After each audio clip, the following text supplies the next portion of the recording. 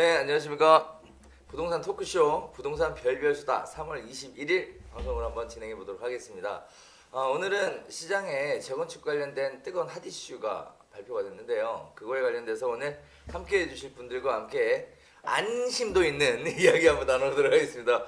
자, 우리 오른쪽에는 옹산 부동산 스터디의 강영훈 카페주임 나오셨는데 인사 부탁드리겠습니다. 안녕하세요. 부동산의 부동산 스터디 운영자 강영훈입니다. 부동산 강영훈입니다.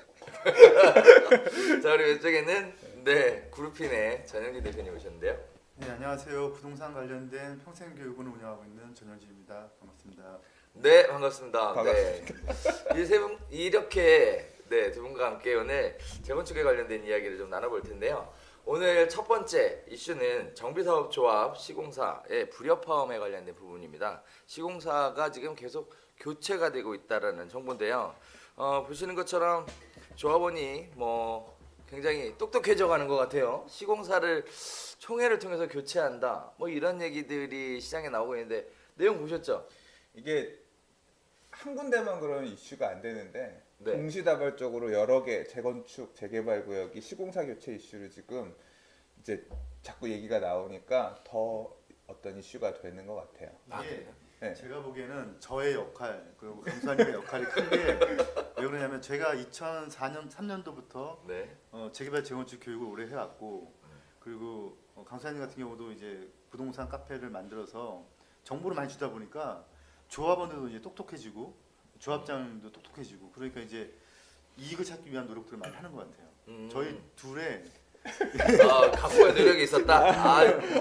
좋습니다. 네, 믿거나 말거나. 자, 우리 강 사장님한테 이렇게 여쭤볼게요. 어떤 지역이 그 시공사 교체를 했죠? 제가 일단 이 내용 때문에 뉴스들을 좀 정리해 봤는데요. 네네. 일단은 1월달에 과천주공 1단지가 네. 기존의 포스코 건설 시공사였는데 해지하고 지금 3월 말에 지금 새로운 시공사 찾는다고 지금 총회한다고 해서 엄청나게 수주전이 뜨겁게 있는 상황이고요. 그다음에 성북구에 여기는 재개발 구역인데 장이 6구역도 여기 삼성물산이 시공사인데 교체하겠다 이런 얘기가 나왔었어요. 그리고 이제 최근에 지난 18일 3월 18일에 방배 5구역이 GS건설, 포스코, 롯데건설 3개 시공사였는데 일단 시공사 계약 해지하겠다라고 총회에서 의결했고요. 네. 그리고 또 얘기가 잠깐 있었는데 여기도 대치동의 구마을 3단지 여기 대림산업 이편한해상 시공사인데 여기도 좀 얘기가 있고 그리고 강동구의 고덕동 주공 3단지 아파트도 여기 이제 현대건설이랑 대림산업 시공사인데 재건축 그 시공사를 변경한다는 그런 이슈가 있습니다. 그렇군요. 굉장히 많네요. 이게 최근에 그러면 그 밀려나는 시공사들은 순순히 밀려나나요? 이제 그 부분은 제가 법률을 전문가가 아니니까 잘 모르죠. 이제 일단 기사 최근에 이제 그 GS건설을 포함한 방배 5구역 같은 경우는 소송하겠다. 이제 그런 발표를 기존 시공사가 그렇죠. 그렇죠. 네. 그렇겠죠. 네. 그런 수술을 받겠죠. 네. 근데 아무래도 조합원들이 또 조합장들이 예전에 비해서 좀 많이 똑똑해진 것 같아요, 그렇죠? 그러니까 이런 감행을 할 것 같은데. 그게 아까는 이제 우스갯소리 반 진담 반으로 이제 저희 둘의 공로를 얘기했는데 네네. 제가 보기에는 이제 2008년도에 어떤 법이 생겼냐면 재건축 재개발 조합의 모든 업무의 투명성을 위해서 모든 자료를 이제 인터넷으로 공개를 하라라는 법령이 생겼고, 그렇죠. 네, 그걸 이제 공개하지 않으면 이제 벌금 규정과 이제 그런 게 생기고 또 하나가 조합장들이 이건 그 전에 생겨난 규정이면 조합장들이나 임원들이 공무원 의제 처리 규정이 있어요. 네. 그래서 이제 공무원으로 보기 때문에 이제 심하면은 이제 1억 이상 지금 박근혜 씨처럼 1억 이상 뇌물이면 10년 이상으로 하는 이제 특가법 적용이 되거든요. 네. 이제 좀 투명해지려고 노력하는 시도와 그다음에 이제 조합원들을 이익을 위해서 하는 그런 것들이 많이 좀 생겨나지 않는가. 법이 이렇게 가니까. 그런 부분도 있고요. 이제 사실 이제 이 시공사를 교체하겠다라고 말을 하는 이유는 이 조합장이 하겠다라고 해서 하는 게 아니라 사실은 이제 조합원들이 총회를 통해서 결정을 해야 될 부분인데 납득할 만한 이유가 있어야 되잖아요. 근데 이게 대부분 공통적으로 적용되는 게 뭐냐면 공사비 인상이에요. 시공사 선정할 때 얼마에 지어주겠다고 했는데 이렇게 지금 지으려고 보니까 뭐 이제 시공사 나름대로는 이유가 있겠죠. 네. 이 그 공사로는 못 짓고 이렇게 올려야 된다라고 하니까 됐어 그럼 다른 시공사 알아볼게. 뭐 이런 식의 어떤 저게 지금 많이 있는 거예요. 예. 근데 예전에 조합에서 제가 직접 일을 해봤을 때의 네. 경험을 보면 계약서를 이제 쓰고 나서 그다음에 이제 뭐 물가 상승률이라든가 이제 이런 것에 따라서 공사비가 더 나중에 본 공사 들어갈 때 본계약을 할 때 네. 올라갈 수 있다는 이제 그런 단소정을 꼭 걸거든요. 네. 네. 그래서 이 쫓겨나는 게 제가 보기에는 쉽지 않을 것 같은데 쫓아내기가. 근데 그렇죠. 이제 자신감 있는 거는 그거 같아요. 결론적으로 얘기하자면 뭐 니네 그 돈 주고 짓느니 다른 시공사를 지금 와서 구해도 우리는 훨씬 더 싸게 지을 수 있다라고 자신감이 있는 어떤 그런 게 아니에요. 그리고 니네가 아니더라도 우리는 좀 더 분양 잘 해서 굳이 뭐 사업 네. 리스크 없이 갈 수 있다라고 판단을 하니까 네. 지르는 거겠죠 일단. 네. 저는 또 이렇게도 봐요. 이게 지금 사실은 갑과 을의 관계가 모호했었거든요. 시공사가 마치 갑인 것처럼 사실은 사업 주체가 조합이어서 조합이 가야 되는 갑이어야 되는데 시공사가 마치 갑인 것처럼 이렇게 갔었단 말이죠. 근데 이게 결국은 똑똑히 지면서 결국은 조합의 갑의 권리를 찾아가는 것 같아요. 그중에 대표적인 게 저는 항상 얘기 나오는 것들을 뭘 보냐면 조합 운영비에 대해서 시공사에서 원활하게 지원해주지 않는다. 그게 화근의 원인이었지 않았나 이렇게 생각을 합니다. 그러다 보면 조합이 시공사가 계약한 거에 대한 단가를 올리는 거는 어차피 총회 직전에 조합하고 뭐 일종의 빅딜을 하던 아니 협박을 하던 뭐 여러 가지 형태로 이제 올리게 되는데 좀 예민한 얘기인데 이거. 네, 뭐 예민한 상관없습니다. 네. 시공사에서 소송 들어오겠는데. 그런가요? 네. 그렇게 해서 올리기 마련인데 사실 그러기 전에 아주 일찍 이런 일이 발생했다라는 얘기는 결국은 조합을 운영함에 있어서 조합 운영비가 원활하게 지원되지 않는 것. 다시 얘기하면 시공사가 우월적인 지위를 이용하려고 하는 것. 이 부분에 대한 제동이지 않나. 저는 이렇게도 보거든요. 네. 재건축 같은 경우는 재개발은 이제 그런 규정이 없지만 이제 재건축 같은 경우는 각자 시공사 계약을 통해서 지분제 방식으로 예전에 많이 했잖아요. 근데 그렇죠. 공사는 그냥 공사비로 들어오라는 거고 네. 그 안에 모든 정사는 네. 각 물건에 따라서 평가를 해서 조합원들끼리 그걸 이제 서로 이익을 나누고 주고받자는 형식이고요. 이제 지분제는 조합원들과 이제 시공사가 이제 계약을 할 때 위험성이 있거나 아니면 또 수익성이 좀 날 것 같다 뭐 이런 것들 시대 변화에 따른 이런 것들을 시공사가 어느 정도 또 안고 야 당신들 지분을 요까지 딱 확정해 줄게. 네. 네, 그리고 나머지 부분은 내가 가져가거나 내가 책임질게. 네. 이런 게 이제 지분제 방식인 거죠. 지분제 방식이라는 게 결국은 사업 이익이 나면은 시공사가 가져가는 구조이고, 물론 손실이 나면 그걸 이제 책임지는 구조지만 강남 같은 경우는 사실 손실 날 일이 거의 많지 않으니까, 않으니까 조합원들이 지분제 선택할 이유가 없었거든요. 네네. 네, 그냥 단지 평가제로 해서 시공비만 좋으면 되는 부분이었는데, 근데 이제 좀 사람들이 알아가니까 이걸 왜 이익을 왜 걔네들이 가져가지? 우리가 나눠 가지면 될 건데 네. 그 비례율 몇 프로인데 뭐 이렇게 돼서 바뀌는 게 아닐까. 그런 공급제로 그런 부분도 있고요. 사실 부동산 경기가 수도권 좋아진 게 지난 몇 년간이잖아요.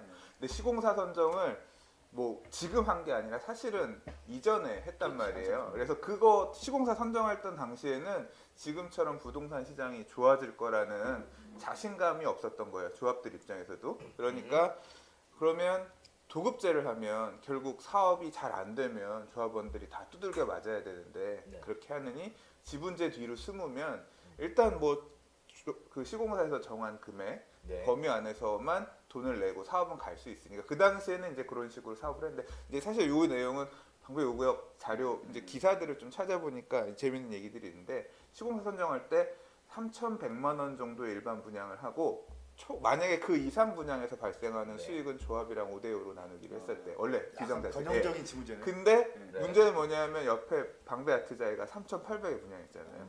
분양이 됐단 말이에요. 그러니까 야, 저거를 굳이 시공사랑 나눌 필요 없다라고 생각한 거예요. 그게 이제 사실 조합 입장에서는 아 그래 굳이 뭐 이렇게 하면 우리가 다 먹을 수 있다. 그 부분도 하나 되게 작용했을 거고요. 자, 이렇게 재건축 시장이 좋아질 거라는 기대로 뭐 사람들의 기대 심리가 많이 올라가고 있는 와중에 초과이익 환수세가 또 물렸어요, 그죠?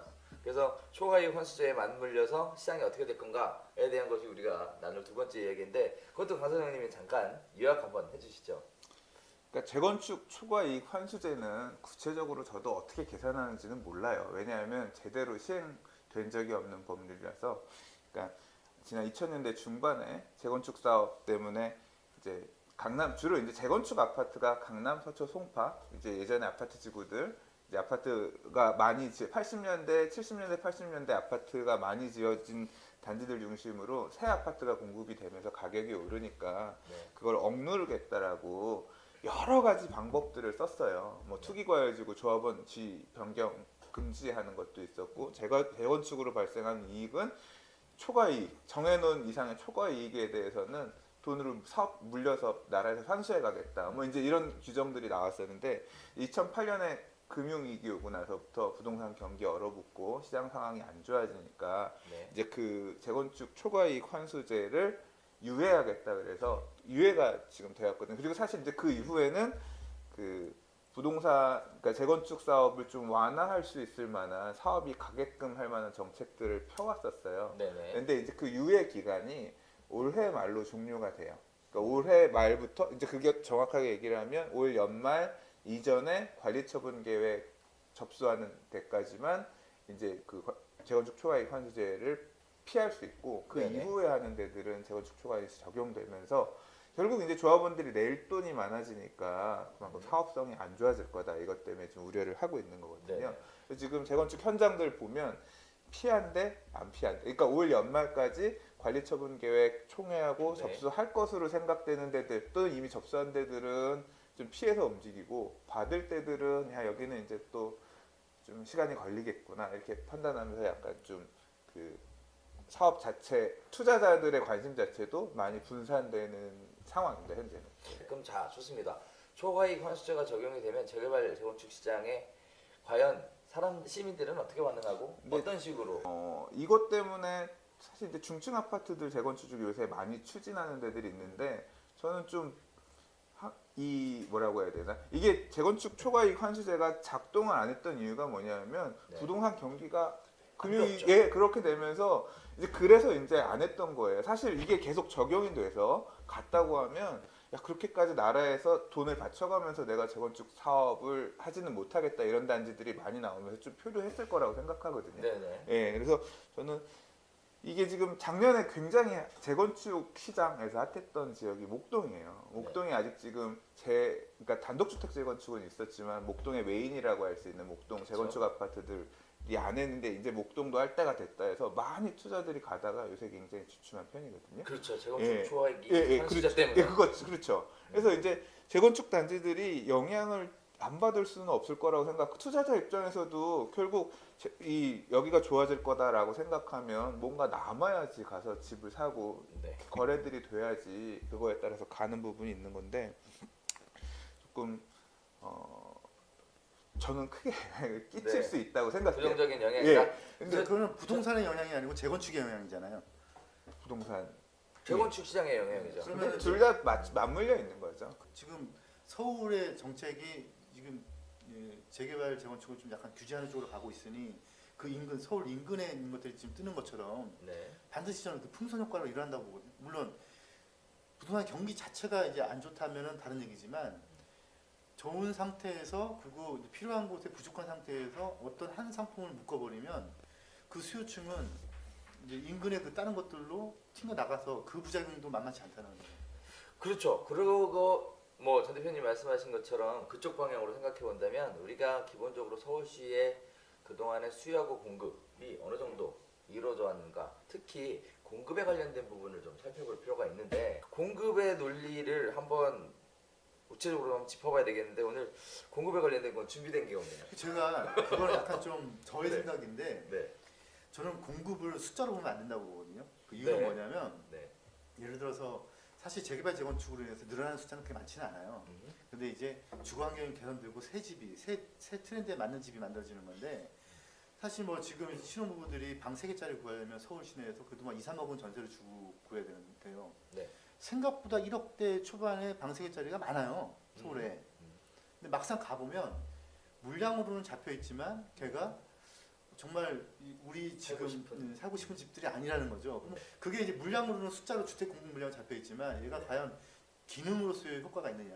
그러니까 지금 우리가 주택 공급의 물량 숫자로 풀 게 아니고 그 수요층이 요구하는 주택의 수가 맞느냐를 따져야 되는데 그 지표는 사실 우리나라에 없거든요. 근데 신규 주택 공급 물량도 많아요. 도표 보면 지금 엄청나게 밀어서 진짜 밀어낸 서울 시내. 예, 서울도 지금 이제 계속 유례 없이 지금 재건축 단지들 그간 지금 재개발 구역 중에서 요새 분양 나오는 데들은 거의 다 2004년에서 2006년 사이에 구역 지정 받았거나 했던 단지들이 지금 밀어내는 데들이 많아요. 그러니까 내 금융이기 때문에 못 밀어내다가 관리 처분해서 그다음에 강남 재건축들도 사실 2002년도에서 5년도 사이에 조합 설립하거나 했던 데들이 지금 막 밀어내고 옛날에 제가 2000년대 30대 뭐 초반 이때 막 보러 다녔던 재건축 단지들 이제 와서 지금 아직도 지금 못 하고 있는 데들도 있고 그렇거든요.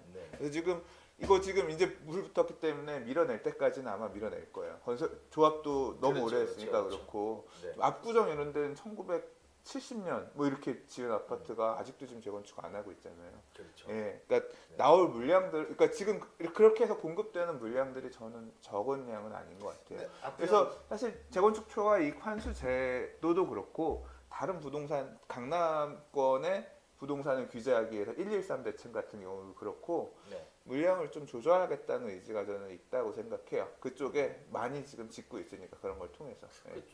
그 대책 같은 경우는 이제 수요자를 규제하기 위한 대책이고 공급에 관련된 대책은 아닌 것 같아요. 거기에 관련돼서 하실 말씀 있으시죠?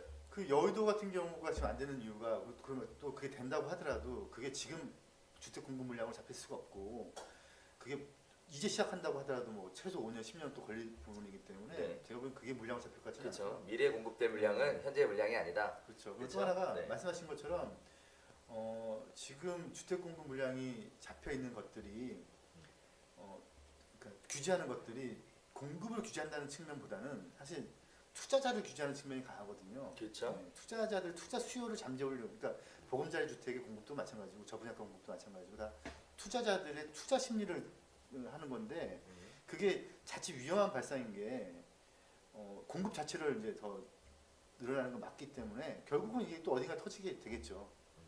그러면 결국은 지금 공급이 지속적으로 나와줄 때까지 수요를 살짝 좀 눌러주고 있으면 그게 어느 정도 좀 딱 맞아 떨어질 수도 있겠네요. 그러니까 계속 보면서 조절을 하려고 하는 거겠죠. 그래서 정책적으로 아까 지금 그 대표님께서 말씀하신 부분 중에서 저도 동의하는 게 이런 게 있어요. 그러니까 아파트 지가 수준, 아파트 가격 수준이나 이런 게 비슷한 지역인데 사업 방식이 재건축이 아닌 지역들. 이제 재개발 같은 경우는 재건축 초과이익 환수제 적용을 안 받잖아요. 그러니까 항상 재건축을 사고 싶었는데 저기가 좀 문제가 있을 것 같으니까 차라리 그러면 재개발 중에서도 분양을 앞둔 다른 단지로 가서 좀 볼까 이런 식의 대체 수요, 풍선 효과라고 하는 것처럼 그런 수요들은 조금 생길 수 있을 거라고 저도 생각을 해요. 풍선 효과는 생길 수 있다. 네. 자, 좋습니다.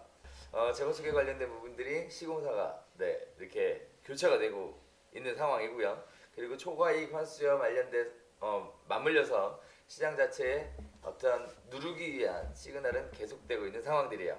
그럼에도 불구하고 당분간 재건축 시장 자체가 과열되는 것을 막기는 어려울 거다라고 생각을 하는데요. 자, 그러면 이러한 상황에서 재건축 단지에 눈여겨볼 만한 곳이 어디가 있을까요? 뭐 사실 저는 지역에 대해서 어차피 재건축 단지는 강남구, 서초구, 송파구, 강동구, 과천, 여의도 뭐 이 정도밖에 없어요. 공동주택이 옛날에 지어놓은 동네 여기밖에 없어서 그 중에 돈 맞는 데를 봐야겠죠. 그래서 사실은 뭐 어느 지역을 딱 찍어서 제가 보는 거는 저는 없고요. 해서 투자할 돈도 없고. 다만 이제 개인적으로는 뭐가 관심이 있냐면 요새 이제 제일 뜨는 데가 제일 뜨는 게 요새 이제 신탁 방식 재건축이잖아요. 네, 공교롭게도 신탁 방식 재건축을 많이 지금 수주하고 있는 지역이 여의도예요. 그래서 신탁 방식 여의도 맞물려가지고 정말로 이게 다른 일반 조합이 사업하는 방식에 비해서 시간도 빨리 절약하면서 비용도 적게 써가면서 합리적으로 재건축을 이끌어낼 수 있을 것인가를 되게 관심 있게 보고 있어요. 네. 좋습니다. 뭐 그러면 특정 지역은 역시 안 나왔네요. 근데 여의도가 지금 주목되는 이유 중에 하나가 네.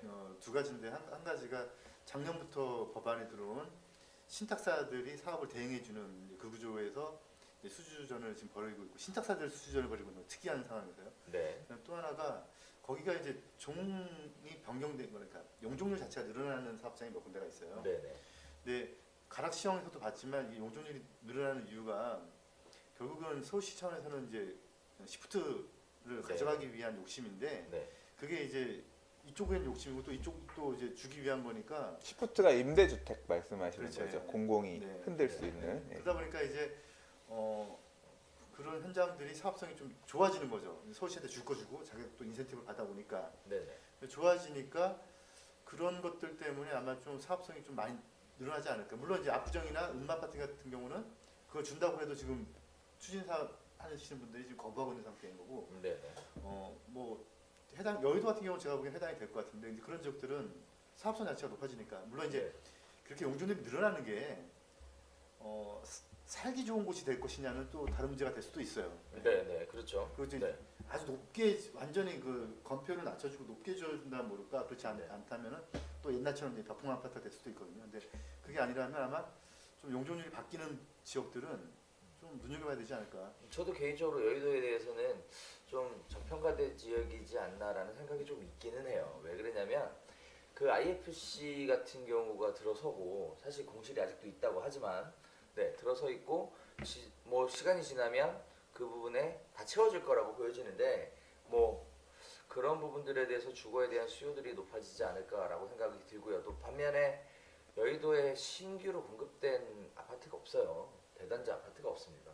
그런 차원에서 그들의 또 금융권이잖아요.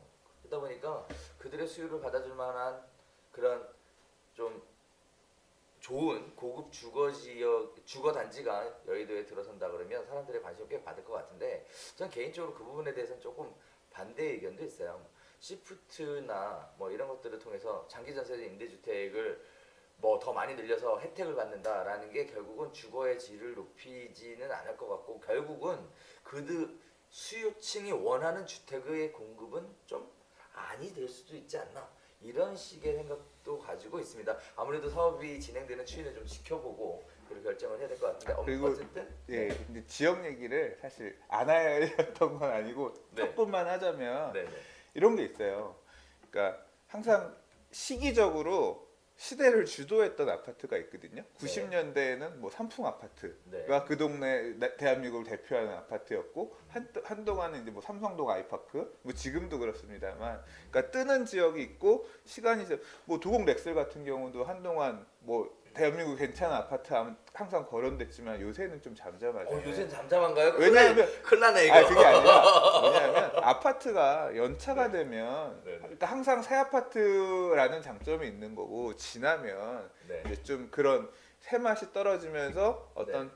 그런 최고의 왕자를 내려놔야 되는 그런 순간들이 오거든요. 네네. 근데 이제 지금 막 분양하고 만들어지고 있는 재건축 단지들 중에서 보면 그러니까 국지적으로 이렇게 일부 재건축되는 게 아니라 이제 좀 한동안 안 됐다가 막 떠오르는 지역들 대단위로 정비하면서 마치 서울 강남 안에 있는 뭐 송파 안에 있는 신도시처럼 다시 만들어지는 지역들이 있거든요. 네네. 이제 이런 지역이 지금은 이제 분양권 상태나 또는 아니면 재건축 이주 단계 뭐 이 단계라서 잠잠할 수 있어요. 또 이게 만들어지고 나면 그 이후에 아파트 네이버에서 그런 거 검색해 보세요. 아파트 이름 검색량 이런 거 보면요. 그런 단지 그러니까 지금 막 한창 이슈를 받고 있는 단지들. 힘을 네. 쏟고 있는 네. 포텐을 터트리고 있는 단지들이 검색량이 많아요. 네. 이제 지금은 약간 소외됐지만 보통 이제 다들 분양권 상태에선 잘 모르고 입주하고 나서 보통 알거든요. 이제 그렇게 네. 될 만한 지역들 많이 있거든요. 많이 예, 있군요. 예, 네네. 관심 갖고 볼 필요가 있다고 생각합니다. 좋습니다. 예. 좋습니다. 예. 자, 간단하게 여기서 정리하도록 하고요. 우리 전 대표님 또 오늘 제가 뭐 할 이야기 얘기 남았나요? 정리 한번 해주시죠. 재건축이 이제 규제로 돌아선다면 네. 오히려 그 규제가 저는 아까 초반에 말씀드렸던 것처럼 좀 다른 쪽으로 옮겨갈 수 있는 경기 상황이다. 네. 경기가 지금 나빠지지 않는 상황이기 때문에 그래서 그 대체 공급 효과가 있는 지역들을 좀 관심 있게 볼 필요가 있다. 대체 공급 효과가 있는 지역이다. 네. 관심을 가질 필요가 있다. 풍선 효과 결국 정리해서 보면 이래요. 우리 강 소장님 얘기하신 거는 재건축 초과이익 환수제가 시장에 굉장히 부정적인 영향을 미치고 있다. 그래서 당분간 좀 유심히 지켜봐야 되지 않겠냐. 이렇게 결론을 내리시는 것 같고, 우리 전 대표님 말씀은 재건축 규제가 결국은 풍선 효과로 인해서 다른 쪽으로 대체할 수 있는 그런 부동산 상품 쪽으로 이동하게 될 것이다. 따라서 그런 쪽으로 관심 있게 보는 것이 맞을 것 같다. 맞죠? 네, 그렇게 정리한 것 같아요. 저 개인적으로는 워낙에 시끄럽고요. 그리고 전국이 안정되지 않은 관계로 저희 방송 지켜보시면서 앞으로 어느 쪽으로 튈지 같이 한번 이야기 나누시는 게 더 좋을 것 같습니다. 자, 오늘 함께 해주신 우리 두 대표님께 진심으로 감사드리겠고요. 저희 방송은 매주 계속됩니다. 관심 깊게 지켜봐 주시고, 특히 구독 버튼 꼭 한번 눌러주시면 꼭꼭 잊어먹지 않고 챙겨보실 수 있으니까 함께 해주시면 좋겠습니다. 자, 긴 시간 함께 해주셔서 감사하고요. 네, 감사합니다. 수고 많으셨습니다. 네. 감사합니다.